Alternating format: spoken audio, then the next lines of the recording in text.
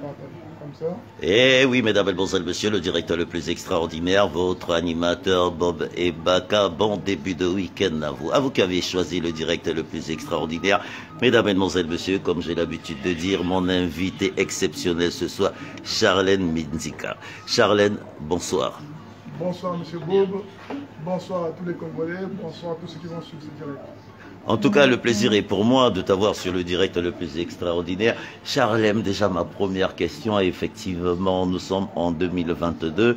Je sais que tu es un AET. Charlène, nous avons le général Mokoko qui est en prison depuis 6 ans. Si je te parle du général Mokoko aujourd'hui, Charlène, qu'est-ce que tu peux nous dire? Ben, c'est tout ce qu'on dit, il est en prison injustement. Il a été injustement, il est en prison depuis 6 ans, c'est beaucoup. Vu son âge aussi, c'est beaucoup. Et Mokoko, c'est un AET, c'est un patriote congolais. C'est grâce à lui que nous avons eu une bonne conférence nationale, nous avons eu les premières élections démocratiques au Congo. C'est grâce à lui que c'est un modèle déjà. C'est un homme, tout son parcours scolaire et administratif est impeccable. C'est lui qui a créé, déjà quand j'étais mis à défense, le chef d'état-major, celui qui avait mis une bonne armée en place par rapport au général Enega qui était là, son prédécesseur. Et c'est un monument, c'est le Congo, c'est quelqu'un que nous devons tous lutter pour qu'il sorte de prison. Parce que je pense que si c'était M. Sassou qui était en prison, il y aurait eu des gens qui seraient devant la maison en train de manifester tous les jours pour le sortir de prison. Et Mokoko mérite d'être libre et de faire ce qu'il veut de sa vie politique comme sa vie personnelle. Et je combattrai toujours pour qu'il soit libre. Et tant qu'il n'est pas libre, le combat de tous les Congolais, c'est d'avoir une pensée pour lui et que demain, ça aille, qu'il sorte là en bon état, en bonne santé et qu'il continue son programme politique. Voilà. Charlène, son programme politique. Je vais revenir à nous, Charlène. Nous, quand je dis nous, la diaspora. Nous, la diaspora. Charlène, effectivement, beaucoup d'entre nous se sont connus sur les réseaux sociaux. Nous avons essayé de créer l'amour. Nous avons essayé de créer le rassemblement. Moi, j'ai connu des rassemblements avec... je profite de l'occasion de rendre hommage à ma petite sœur Sanelli et leur souhaiter les condoléances. Nous étions 1200. Mais Charlène, qu'est-ce qui s'est passé? Cette diaspora a commencé à se casser. L'ethnicité a commencé à jaillir sur les réseaux. Et pourtant, je me rappelle dans l'émission que j'étais une fois, nous en avons déjà parlé, l'ethnicité. Qu'est-ce qui nous arrive? Pourquoi on n'arrive pas à parler congolais? Aujourd'hui, on parle toujours des ethnies, des ethnies, des ethnies. Pourquoi? Si les gens parlent des ethnies, parce que moi, je ne suis pas ethnique, moi, je ne sais pas faire la différence entre un nordiste et un sudiste. Ils sont tous catholiques, ils sont tous aboutis de la même façon, ils aiment l'alcool, ils aiment la danse. Pareil, donc moi, si les gens parlent ethnie, c'est parce que l'homme politique congolais n'est pas intelligent. Il n'a pas autre chose à offrir aux gens que l'ethnie. Vous voyez ce que je veux dire? Si on avait des hommes politiques aguerris, des hommes politiques qui sont là pour la politique nationale, internationale, on parlera moins des régions, moins... C'est juste que la méconnaissance du Congo et le manque des gens crédibles en politique qui fait qu'ils prennent le raccourci. Parce que le raccourci, c'est quoi? C'est le tribalisme. Moi, tel que je suis là, si je mets à parler de ma région, moi qui vis en France, qui voyage beaucoup, si je me focalise sur ma région, vous ne voyez pas que j'ai raté ma mission. Donc tous les voyages que j'ai faits à travers le monde n'ont servi à rien. Ça montre seulement qu'il y a beaucoup d'abrutis en politique au Congo-Brazzaville. Et ça a été fait exprès. Ça a été fait pour nous maintenir en captivité, pour nous maintenir en esclavage mental. Et c'est réussi. Esclavage mental, captivité, j'en parle souvent dans l'émission. Mais Charlène, mais comment on n'a pas pu, au fait, moi je ne comprends pas notre génération, parce que nous sommes à peu près de la même génération. Qu'est-ce qui nous a manqué, Charlène? Parce qu'on ne va pas revenir sur... Ce qui a manqué, c'est que depuis que M. Sassou Nguesso a pris le pouvoir, il a créé un processus d'aboutissement de masse. Parce que quand vous verrez, à l'époque de Youlou, les gens étaient beaucoup plus intellectuels. Voilà pourquoi ils étaient moins violents.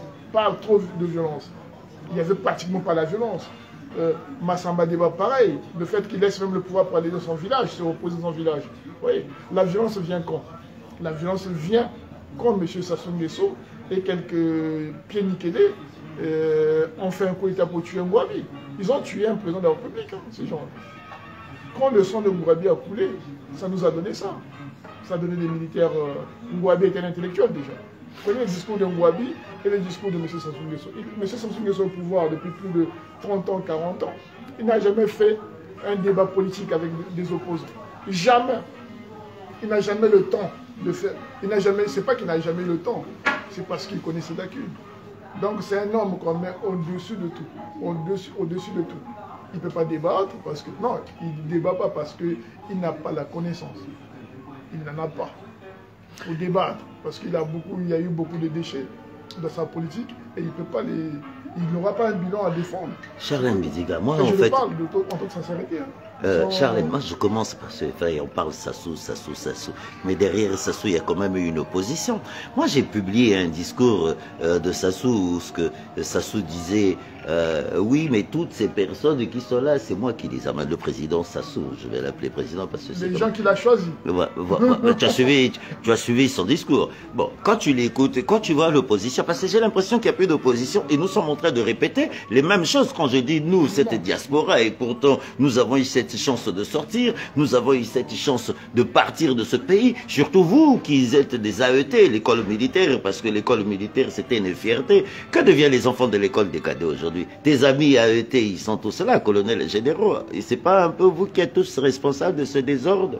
Oui, si je prends... Si je me base sur ce que j'ai appris à l'école militaire, oui, nous avons failli. Mais n'oubliez pas que la nation, le Congo, a eu, depuis l'indépendance du Congo, les Haïtiens ont participé à l'émancipation de ce peuple. Le premier chef d'état-major du Congo, Brazzaville, qui a remis le pouvoir à Massamba Deba, c'était un Haïti. Kinganga, qui n'a pas accepté le socialisme de Ngouabi, c'était un Haïti aussi. Parle-moi un peu de cette histoire de Kinganga qui n'a pas accepté, plus tu en parles tout de suite. Oui, explique-nous un peu cette histoire. L'histoire est que Kinganga, lui, était beaucoup plus libéral. Il n'était pas, il était ce qu'on appelait à l'époque capitaliste. Donc, Ngouabi était socialiste, communiste, on va dire. J'étais pas né, hein, bon, on va dire ça comme ça, si je veux simplifier les choses, parce qu'il faut que je simplifie, pour que les Congolais sachent comment c'est passé. Et Kinganga avait vu loin peut-être. Il s'est dit, si on suit le socialisme ou le communisme qu'on nous imposait par Ngouabi, le peuple n'aurait pas la chance de s'émanciper. Et malheureusement, le coup d'État qu'il avait fait contre Ngouabi, pas pour le tuer, parce que quand tu fais un coup d'État, il ne le tue pas, il le met en prison. Donc ça montre que c'était quelqu'un qui n'était pas venu pour tuer les gens au Congo-Brazzaville. Il a fait son coup d'État, il a arrêté Ngouabi, il l'a mis en prison. Et derrière lui, les gens sont partis, un commando est parti libérer Ngouabi. Dans ce commando-là, il y avait Joachim Yobio Pango, qui était lui-même arrêté, qui connaissait bien Kinganga, et qui a fait que Kinganga soit tué. Et le Congo est parti dans le communisme, dans la République populaire du Congo, qui nous donne aujourd'hui, qui nous montre des années après, que c'était un mauvais choix. Et peut-être que Kinganga avait raison. Kinganga avait raison, c'est lui qui avait vu loin. Mais malheureusement, c'est comme le Lumumba, ils sont toujours tués. Attends, ces gens-là qui voient loin. Charlène Biziga, je vais revenir sur notre génération. La nôtre. Tu as beaucoup d'amis aujourd'hui, comme j'ai l'habitude de dire dans mes émissions, 85% de cette population qui ont 50 ans, 55 ans, qui ont mon âge dans 3 jours, enfin le 29 avril, et c'est mon anniversaire, j'ai 55 ans le 29 avril. Charlène Biziga, quand tu vois 85% de cette génération n'a jamais, mais quand je dis bien, jamais travaillé, ils vivent encore chez les parents, ils sont tous... Qu'est-ce qui se passe? Parce que j'ai l'impression, et puis on va revenir sur le Rwanda, qu'est-ce qui se passe? Pourquoi nous y arrivons là? Est-ce que je reviens encore? C'est pas vous, Bukenda Bachikutro, Tangatro, Boussalabisoto, Alabazobazo, Babisoto Kenda Bachik. Non, c'est pas l'école ne donne pas tout. L'école ne donne pas tout. Science sans conscience n'est que ruine de l'âme. On peut être suffisamment instruit, avoir des diplômes et être malhonnête. Ça veut rien dire ça. C'est pas l'école qui fait de l'homme un homme, non. C'est ta culture, ce que tu amasses tout au long de ton parcours, d'où tu sors déjà. Et là où Hitler n'avait pas eu besoin d'un doctorat pour arriver, pour commander, pour créer une deuxième guerre mondiale. Donc ça ne veut rien dire ça. C'est qu'aujourd'hui, nous avons failli. Parce que peut-être nos intellectuels n'étaient pas vraiment des bons intellectuels. C'était que c'est un peu des gens qu'on a formés par par le colonialisme, par le colon, pour détruire d'autres personnes. Mais je pense, parce que quand on est intellectuel, vraiment au sens propre du terme, on a quand même la modernité avec. Oui, ici en France, il y avait les catholiques avant qu'ils commandaient, il y avait l'église qui était au pouvoir. Les intellectuels ont lutté pour qu'il y ait une séparation en 1905 entre l'église et l'État. Oui, et ça fait ce que ça fait, ça crée un État laïque, qui était au départ un État qui était religieux, comme on va dire, pour simplifier un peu les choses. Mais aujourd'hui, nous sommes dans un État laïque parce que les intellectuels ont fait leur effort. Ils se sont imposés. Ils ont mené la science au devant de la chose. Mais nous, au Congo, personne n'a jamais fait ce processus. Tous ceux qui optent pour le processus démocratique ou scientifique ou intellectuel, on les met tous à part. Soit on les tue, soit on les met en prison, soit on les rend mendiants, on les enlève leur dignité. On fait tout d'eux. Aujourd'hui, Moukoko, c'est l'exemple parfait. Il est intellectuel, il est suffisamment aguerri pour accompagner cette république vers des verts pâturages, mais malheureusement, il est en prison. Il est en train de mourir en prison. Et on va tuer un intellectuel, on va tuer des intellectuels. Et vous voulez quoi? On va se développer avec quoi? Avec des gens qui parlent tout le temps de Dieu, des prophètes mondiaux, ou des musiciens, des gens qui n'ont aucune éducation, qui font de la musique, qui deviennent populaires grâce à une musique obscène, qui seront demain des chefs d'État. C'est n'importe quoi. Nous allons toujours dans ce processus d'échec. Nous allons aller d'échec en échec et de violence en violence. Et je pense que tout le monde sera coupable de ça. Échec en échec. Ok. Échec en échec. Revenons sur le Rwanda. L'actualité, il y a 15 jours. Oui. Nous avons vu le président Kagame arriver au Congo. J'ai vu toute la toile a explosé. Déjà, qu'est-ce que tu penses de cette approche entre le Rwanda et le Congo en tant qu'AET? Parce que normalement, tous tes amis sont colonels, donc tu devais être colonel aujourd'hui. Et tu l'es peut-être encore, parce que je sais que demain, tu as refusé l'armée. J'ai pas envie d'avoir le sang dans j'ai la conscience tranquille. Dieu merci. Mais tu as beaucoup d'amis qui sont dans l'armée, dont vous avez partagé les mêmes lits. Parce que je connais l'école des cadets. L'école des cadets, c'est l'internat où tout le monde dort ensemble, mange ensemble. Charles, l'arrivée de Kagame au Congo, cette approche de Kagame au Rwanda, qu'est-ce que tu... Je vais le voir en deux phases. La première phase, c'est du panafricain. Si je regarde ça du côté panafricain, ça me dérange pas. Vous voyez ce que je veux dire? Mais si je vois ça du côté pragmatique, rationnel des choses, en état du Congo, de la République du Congo, ben non, je dirais que c'est un mauvais rapprochement. Parce que Kagame, ce n'est pas un modèle démocratique. Oui, ce n'est pas un démocrate né.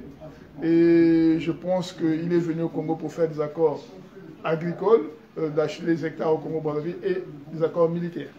Pourquoi militaires? Parce qu'il ne peut pas acheter des hectares au Congo et ne pas faire des accords militaires. Parce que cette république est illégitime. Ce gouvernement-là est illégitime. Nous le savons tous. Et Kagame est bien placé pour savoir que le peuple congolais aspire à la démocratie véritable. Vous voyez? Donc, qu'est-ce qu'il fait? Il a besoin. C'est comme... il a trouvé une république grabataire. Il a acheté des terres à bon prix. Il va les exploiter tout en confirmant au gouvernement congolais que je vous protégerai militairement quand il y aura des soucis, quand le peuple va se révolter contre vous. Oui, donc ça va de pair. Parce que, Monsieur Beau, si aujourd'hui, les Congolais se révoltent, ils chassent ce gouvernement-là, qui va garantir les terres rwandais? Parce que toi et moi, nous n'irons pas nos terres. Ça nous appartient, c'est les terres des Congolais. Ce que M. Sassou aurait fait. 12 000 hectares quand même. 12 000, nous allons les récupérer. Maluku, si les Rwandais regardent. Maluku, c'est où même déjà? Aide-moi un peu, parce que quand on m'a dit. C'est un peu partout qu'ils ont acheté. C'est pas seulement un seul mot. Maluku, je ne sais pas. Ouais. Ça fait quand même longtemps que j'ai quitté, mais c'est le nom sans Congolais. Même moi, Maluku, genre. Aidez-nous, Maluku se trouve où, très chers compatriotes? Expliquez-nous pour ceux qui ne suivent pas. Du Congo, moi je la connais, donc Maluku est dans le Congo. Et c'est notre bien à nous. Maintenant, ce que je dis aux Rwandais, ça ne sert pas d'acheter ces terres. Parce que nous allons les prendre. Mais ils l'ont déjà acheté, là tu peux plus les Ils seront perdants. Nous allons les récupérer Mais comment perdant, vous n'avez plus l'armée, Binotou armée qui dit... Non, c'est pas dans toutes les nations. Ah, Gervais me dit c'est dans le nord, Maluku c'est dans le nord du Congo. Voilà, donc ce que je vais dire au Congo, ce que je vais dire, c'est pas l'armée qui fait la révolution, c'est le peuple qui prend conscience qu'il récupère son pouvoir. C'est ça qu'on appelle la souveraineté. Le peuple, la souveraineté vient de Dieu, comme disent les croyants. La souveraineté vient de Dieu qui la donne. Là, je rentre maintenant dans les échanges. Je voulais te dire quel peuple, notre peuple là, oui, le peuple d'alcool, le peuple de traumatisme. Moi, je sais qu'ils sont traumatisés. Vous savez que c'est la fin qui sort les loups des bois. Moi, j'ai espoir. Parce que si je perds espoir, c'est comme si je perdais. Enfin, moi, personnellement, j'ai perdu espoir parce que quand je vois ce peuple-là. côté des choses. Non, mais. Qui ont touché les fonds, qui ont touché les sommets. Ça fait quand même 25 ans qu'on parle. Disent quoi? Les chrétiens disent que les voies de l'éternel sont insondables. On ne sait pas. Faut pas. Moi, je ne peux pas perdre espoir. Si je perds espoir, c'est comme si je vendais ma dignité, c'est comme si je bradais. Pourquoi je suis venu sur terre? Moi, je suis congolais. Je dois défendre, quel que soit, même si on reste que deux, on va continuer à tenir ce discours-là, on va continuer à réveiller les consciences, on va progresser. Moi, c'est naturel chez moi, c'est ce qu'on appelle un homme. Alors, je ne vais pas perdre espoir. Parce que si je perds le noir qui a travaillé dans les champs pendant 400 ans, il y en a beaucoup qui ont perdu espoir. Aujourd'hui, ils ne sont pas libres. Vous croyez que quelle est la différence entre celui qui était esclave pendant 400 ans, qui a eu sa liberté après 400 ans, et nous qui sommes là pendant 40 ans seulement? Le peuple juif a été tué en 45 comme du bétail. Aujourd'hui, ils ont une nation. Donc, je ne peux pas perdre espoir. Ce que je dis seulement aux Rwandais, c'est que nous récupérons les terres, qu'on le veuille, qu'il pleuve, qu'il neige. Maintenant, ce que M. Sassou Nguesso aurait dû faire, ce gouvernement-là aurait dû faire quoi? Il l'aurait créé, si c'était un gouvernement congolais. Excuse-moi, ils nous ont répondu Maluku et au large du côte de Gambé. C'est au Congo, c'est sûr. Donc, c'est mon pays. Que ce soit même à la frontière de Ifondo, comme si on partait à Bangui, c'est mon pays. Donc, ce que je dis, le gouvernement aurait dû créer des écoles agricoles, des écoles de formation pour l'agriculture, et donner, encourager les banquiers, les banques à faire des crédits aux Congolais de faire l'agriculture. C'est les Congolais de faire l'agriculture dans leur pays et vendre leur riz ou leur blé aux pays étrangers, aux Rwandais, aux machins. Ce n'est pas des Rwandais venir chez nous, ils vont venir massivement chez nous. Déjà, ils vont créer un problème ethnique. Déjà, nous luttons contre le tribalisme. Si nous vous emmenez encore les Tutsis et les Hutus, surtout les Tutsis qui nous ont sur le plan physiologique qui ne ressemble pas beaucoup. Déjà, nous-mêmes, on a nos démons du tribalisme qui nous enchaînent les pieds. Et si vous nous ajoutez encore des démons étrangers, vous imaginez comment on va s'en sortir? En parlant de ça, Charlène. Donc, c'est à nous de créer l'agriculture et de vendre aux étrangers. Mais il fallait nous former d'abord. Le gouvernement a eu beaucoup d'argent, 14 milliards de boom pétrolier pendant 14 ans. Ils auraient dû penser à ça. Charlène, 14 milliards, oui, revenons un peu sur les Rwandais. Nous avons eu, je me rappelle, entre 94 et 97, nous avons eu 10 000 Rwandais, Hutus, que nous avons pris au Congo, que nous avons logés. Aujourd'hui, je ne m'étonne pas d'avoir des coups de machette dans nos lycées entre les enfants, parce qu'il faut voir de 97 à aujourd'hui, tous ces enfants-là sont Rwandais. 10 000 Rwandais nés à Kintele, et quand tu vois bien, tous ces désordres de machette viennent de Kintele. Je le dis parce que j'ai fait mes enquêtes. Charlène Bintika, quand tu vois aujourd'hui, les Tutsis sont en train de rentrer chez nous parce qu'ils ont pris 12 000 hectares, ça veut dire que les Tutsis vont arriver. J'ai reçu...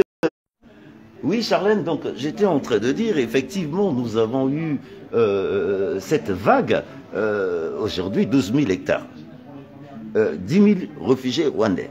Je discutais la dernière fois avec Guy Mafimba qui me disait, mais nous risquerons d'avoir une guerre Hutu-Tutsi au Congo. Déjà, nous avons, je ne sais pas, l'armée et tes collègues où ils sont tous colonels et généraux, je ne sais pas qu'est-ce qu'ils ont fait, d'où ils viennent leur format.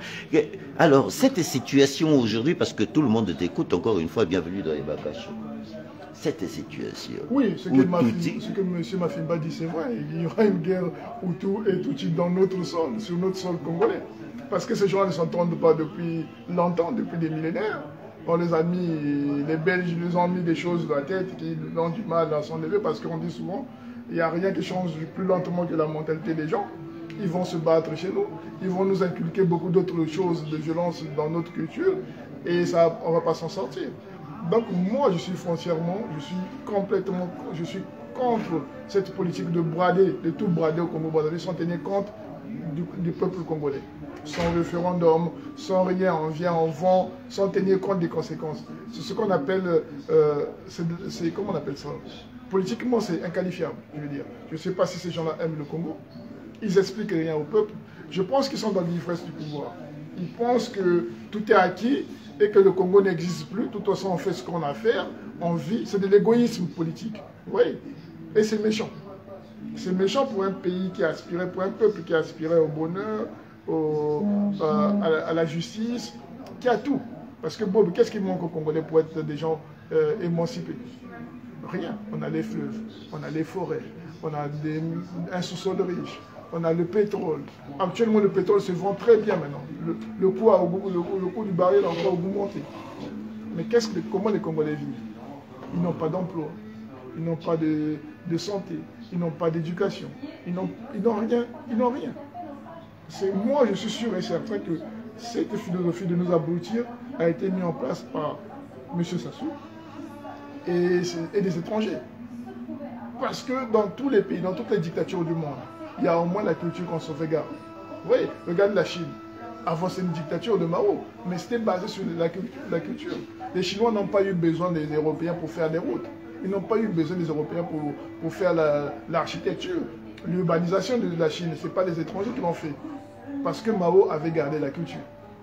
Il avait dit l'école ne doit pas être bafouée, il faut que les Chinois soient des gens instruits, soient des gens mentalement ouverts.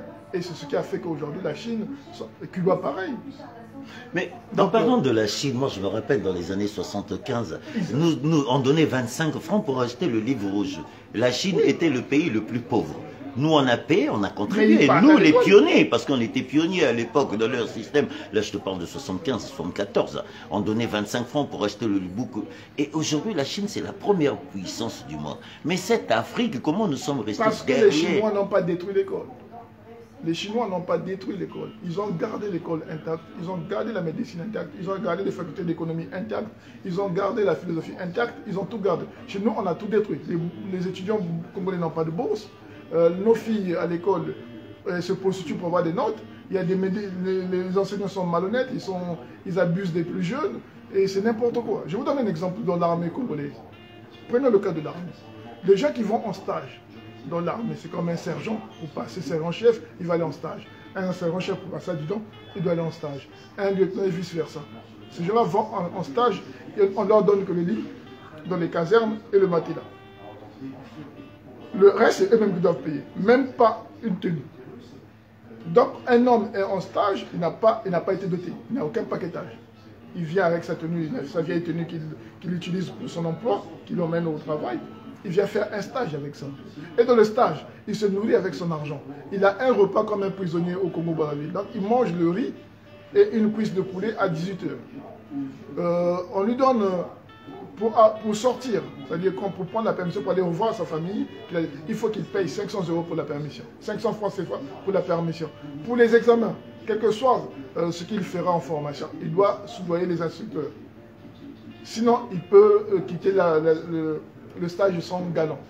Donc, comment vous allez former des militaires déjà avec ce stress-là? Ils n'ont pas d'argent. Déjà, pour avoir un stage, il faut financer.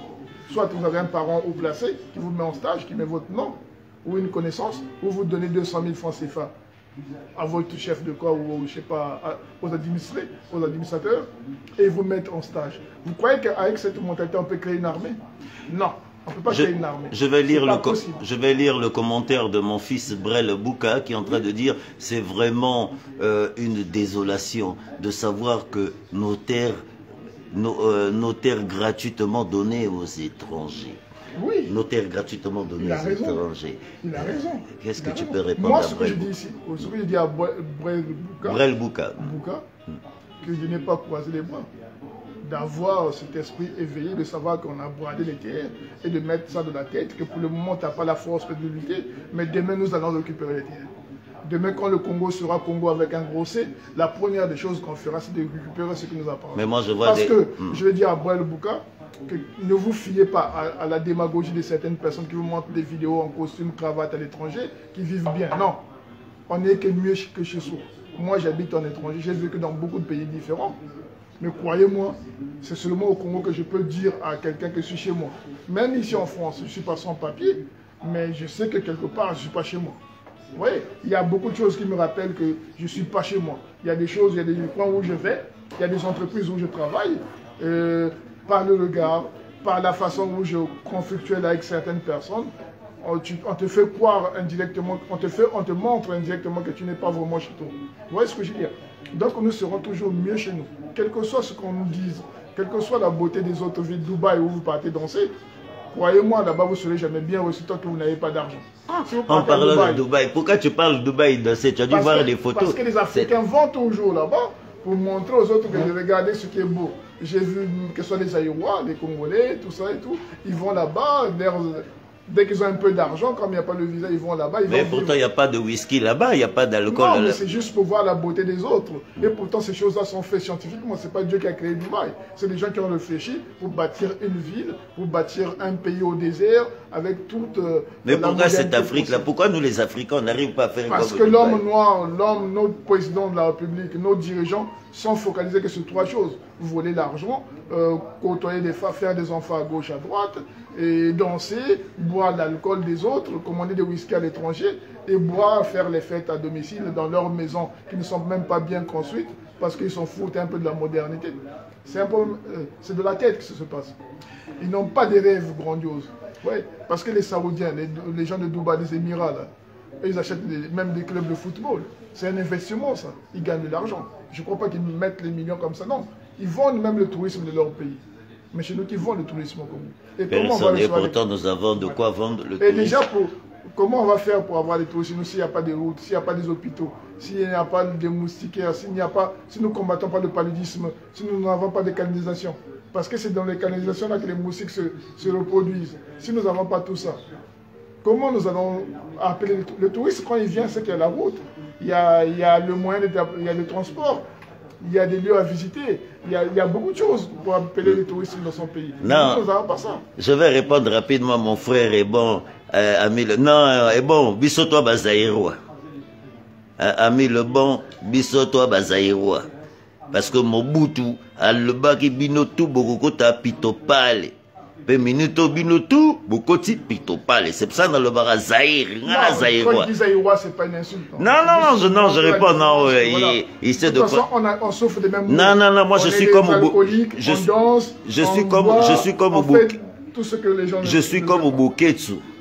Biso toi, Zaïrois, le flambeau tricolore à la main, sont aujourd'hui debout, déterminés, mobilisés. Derrière cet homme, Mobutu nous avait donné le meilleur discours qu'on n'avait pas compris. Charlène Bidiga, pour terminer effectivement cette belle diaspora, nous sommes en 2022, à la veille de l'élection présidentielle.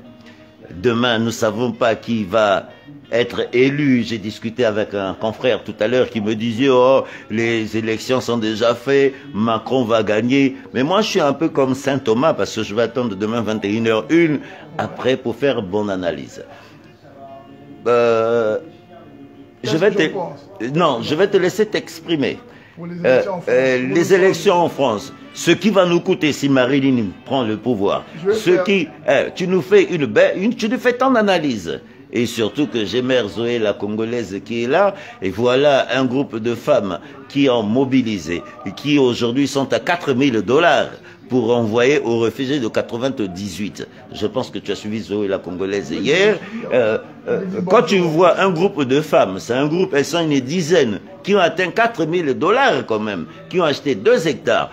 Avant de parler, que tu me donnes ton avis sur les délégués, déjà qu'est-ce que tu penses l'élection, avant plus sur l'élection, je vois que c'est déjà qu'est-ce que tu penses des actions de ces femmes et tu nous dis ce qui va arriver demain après 20h. C'est louable ce que la sœur Zoé et ses copines font.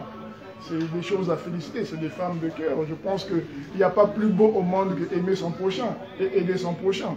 Donc ce que vous faites, je vous encourage, je n'étais pas au courant. Je n'ai donné peut-être 10 € que j'ai dans ma poche. Voilà, j'aurais donné ma contribution, mais j'encourage ce genre de choses. Je viendrai vers vous. Peut-être demain, après-demain, je vous appellerai pour donner ma part de cotisation. Et il faut qu'on continue comme ça, c'est comme ça qu'on va... C'est par amour qu'on va se développer. Hein. C'est vrai que tout ce qui est fait par amour est toujours bien. Donc nous devons commencer comme c'est des beaux exemples que tous les Congolais doivent faire. Maintenant, revenons aux élections. Aux élections pour terminer. Disent, ouais, si Marine Le Pen gagne, il y aura plus la dictature au Congo. J'ai même vu des acteurs politiques congolais qui ont dit on va voter Le Pen.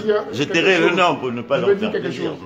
Que la France a des grands intérêts politiques, économiques en Afrique. L'uranium, le pétrole, le gaz, tout. Si la France essaie de tenir tête à la Russie, c'est parce qu'il a les réserves en Afrique, pas en France. Vous comprenez? Donc je vois mal un président français qui soit élu en France ici, qui doit laisser toute cette richesse-là aux Africains et venir se concentrer sur la France. C'est impossible. Maintenant, ce que va changer si Marine Le Pen est élue, c'est que le racisme sera banalisé. Parce que tous les Français ne sont pas intelligents. Il y en a qui n'ont pas été à l'école. Ceux-là, quand ils vont élire Marine Le Pen, ils penseront qu'ils peuvent tout se permettre. C'est-à-dire, si vous travaillez avec les Français qui ne sont pas intelligents, qui ne sont pas allés à l'école, ils peuvent être traités de sale noir. C'est-à-dire, les délits de faciès seront... La police peut t'interpeller. Les délits de faciès seront courants. On va mettre à côté de toi pour terminer l'émission. Les délits de faciès seront... La police ne sera plus condamnée qu'aussi à un noir qui sera tué. Parce qu'il y aura des délits qui seront passables comme ça, qu'on mettra de côté. C'est comme ça que ça commence. Vous savez, comme on dit même, l'enfer est pavé de bonnes aventures. Faites attention. Parce que si vous pensez que c'est Marine Le Pen qui va mener la démocratie au Congo, vous confondez tout. Vous ne connaissez rien alors. N'oubliez pas que l'homme blanc a beaucoup d'avantages sur nous. Il nous a colonisés pendant 400 ans. Et le néocolonialisme. Ce que nous pensons, ce n'est pas réellement ce que lui pense. C'est-à-dire quand vous combattez quelqu'un, il faut combattre comment lui il agit, comment lui il pense. Qu'est-ce qu'il a fait? Si des êtres humains ont vendu d'autres êtres humains, ils ont eu beaucoup d'argent. C'est-à-dire ce que nous sommes incapables. Parce que moi, tel que je suis là, je ne peux pas vendre un bébé. Je ne peux pas vendre une femme. Mais lui, il l'a fait pendant 400 ans. Il s'est enrichi dans ce commerce. Donc, mettez-vous un peu l'état d'esprit de ces gens-là. Et ils ont bu du champagne. Ils ont dansé pendant que les autres étaient en esclavage pendant des années. Et ils les ont colonisés encore. Donc, nous ne réfléchissons pas de la même façon qu'un blanc. Ce que nous voyons, comment le blanc réfléchit, c'est complètement différent de ce que le noir réfléchit. Moi, j'ai vécu avec une femme blanche pendant des années. Croyez-moi, ce n'est pas la même mentalité avec une femme noire. C'est diamétralement opposé. Ouais, il y a des choses que nous, on pardonne, que le blanc ne pardonne pas. Parce que c'est ça ce qu'on appelle... Il n'y a pas ce qui vous montre qu'on est pareil. Non, on est pareil parce qu'on a le même sang. Mais on n'a pas la même culture. Si vous pensez que parce que tu as lu un livre qui a été écrit par un blanc que tu l'as compris, tu as lu Kafka ou je ne sais pas quoi, tu es devenu blanc, que tu les comprends, c'est faux. Parce que ces gens-là ont fait 2 grandes guerres dans leur territoire. Ils se sont entretués. Et après, ils ont bâti des sociétés. L'Allemagne, vous voyez, qui a été détruite, regardez, c'est parmi les grandes puissances mondiales. Nous, on se bat pendant 1 mois, 2 mois, on est incapable de construire une route. Donc faites attention quand vous suivez, si vous vous focalisez sur ce que Marine Le Pen dit, si vous focalisez sur ce que notre liberté dépend des Blancs, la main qui donne, c'est la main qui contrôle. N'oubliez jamais ça. Si nous voulons la démocratie, si nous voulons le bonheur en Afrique, c'est d'abord nous-mêmes de le combattre. De mettre le doigt sur les mots qui nous minent et de les combattre. Si vous comptez que Marine Le Pen viendra chercher Sassou Nguesso au pouvoir, ou Kagame, ou je ne sais pas, vous vous trompez. Je parie tout ce que j'ai. Vous votez Macron, parce que c'est comme on dit, il vaut mieux connaître un ennemi depuis longtemps que de connaître un nouveau ennemi que vous n'avez pas de failles. Il va banaliser, si elle est élue, le racisme sera banalisé en France. Mais comme nous, si les Congolais, ceux qui sont au Congo veulent que Marine Le Pen gagne, non. Vous allez mettre vos parents qui sont ici, qui n'ont pas encore de papiers, dans des mauvaises situations. Dans des difficultés. Dans les difficultés. Ce qui est sûr, moi, je vote blanc dimanche. Donc, vous votez celui qui est déjà là, son dernier mandat. On n'a pas le choix. Comme on dit chez nous, si le crocodile t'attrape au pied, tu ne peux pas refuser d'aller dans l'eau. Continuons avec Macron, qui a un langage beaucoup plus démocratique. Et voilà. Moi, je pense que demain, c'est Macron. Et je souhaite. Okay. Je ne veux pas de les extrêmes pour ne pas figurer, pour ne pas être comme les Allemands, comme les Juifs en 1945 qui ont pensé qu'Hitler devait ramener certaines choses et à la fin c'est eux qui ont payé le prix de la Deuxième Guerre mondiale. Non, je préfère être prudent et la prudence est la mère de toutes choses. La prudence est la mère de toutes choses. En tout cas, Charlette Bedinga, merci d'avoir accepté mon invitation. Mais je voulais juste, pour terminer, J'ai suivi Alain Mabankou la dernière fois. Oui. Alain Mabankou, effectivement, j'ai vu tout le monde s'est acharné sur lui, mais il est quand même congolais, il a le droit aujourd'hui, s'il veut faire un coup, parce que j'ai vu, tout le monde a commencé à critiquer Alain Mabankou. Qu'est-ce qui a dérangé? Déjà, qu'est-ce que tu penses d'Alain Mabankou? Et surtout, qu'est-ce que tu peux répondre? Mot de la fin pour terminer. Alain Mabankou, c'est un bon écrivain, ça on ne peut pas le nier. Il a eu des prix. Mais j'ai vu la vidéo. Si la vidéo c'est une vraie vidéo, parce que c'est pas un montage, c'est sa voix, j'ai reconnu. Ça me gêne un peu. Ça me gêne un peu parce que Belinda, c'est pas pour moi. Faire des éloges pour Belinda, faire des éloges pour quelqu'un pour une personne qui s'occupe du monument de Savonnier de Brazza. Et quand on sait que Savonnier de Brazza, c'est celui qui a violé les femmes au Congo, c'était un blanc qui a fait n'importe quoi dans mon pays. C'est un peu malsain de dire que je vous encourage pour la culture parce que la culture est morte au Congo et M. Mabankou le sait. Moi, ça me gêne. C'est quelqu'un que je respecte. Hein. Mais vous savez, je m'adresse à M. Mabankou. Vous êtes un grand intellectuel. Vous lisez plus que moi, c'est sûr et certain. Vous êtes sûrement plus instruit que moi. Mais vous savez ce que Zola a fait. Émile Zola était écrivain comme vous. Devant Dreyfus, l'affaire Dreyfus, Zola est même parti en exil à cause de ça. Parce qu'il a pris position contre l'armée, contre une injustice qui était faite à un juif en France. Juste ça, le fait d'avoir écrit. Et ça a créé des problèmes. Il a préféré aller en exil jusqu'à ce que la vérité triomphe et qu'il revienne en France. Vous aurez fait pareil. Vous aurez été radical devant ce régime qui a brisé les millions de Congolais, des jeunes Congolais, l'espoir, au lieu de faire des éloges. Au lieu de faire des éloges de ce régime ou de Belinda parce que vous avez des ramifications, vous avez des connaissances ensemble, je pense que c'est pas très bon. Mais nous n'avons pas, non, cette mentalité de Mabanga doit être abolie dans l'histoire du Congo. Moi aussi je connais des gens au PCT, je ne fais pas les Mabanga. Il faut que nous soyons, la dignité ne se vend pas, il faut être digne. Nous sommes face à un régime qui a appauvri des millions de gens et nous devons être radicaux devant ce régime-là, dire non, quel que soit ce que vous faites. D'abord, ce même régime n'a pas reconnu sa nomination ici en France, je crois un truc où ils n'avaient même pas fêté ce qu'il avait même fait une vidéo par rapport à ça. Donc je vois très mal aujourd'hui changer d'opinion, d'aller encore féliciter des gens qui sont là, qui sont enrichis sur le dos des Congolais et qui abusent des Congolais. Voilà, monsieur. Eh oui, mesdames, mesdemoiselles, monsieur, c'était le coup. Oui, vas-y. Je te salue parce que mon téléphone n'arrête pas de sonner. Je te souhaite une bonne émission et à mon frère, on s'appelle J'ai la carte. Non, attends. Oui, mesdames, mesdemoiselles, je termine. Oui, mesdames, mesdemoiselles, monsieur, le directeur le plus extraordinaire, c'était Vacation le week-end. Édition spéciale, c'était Charlem Binzika. Merci encore. Dis-leur au revoir. Parce que... Au revoir, je vous aime beaucoup. J'espère que le Congo va triompher et nous rentrerons tous au pays. Nous serons fiers de bâtir, de faire la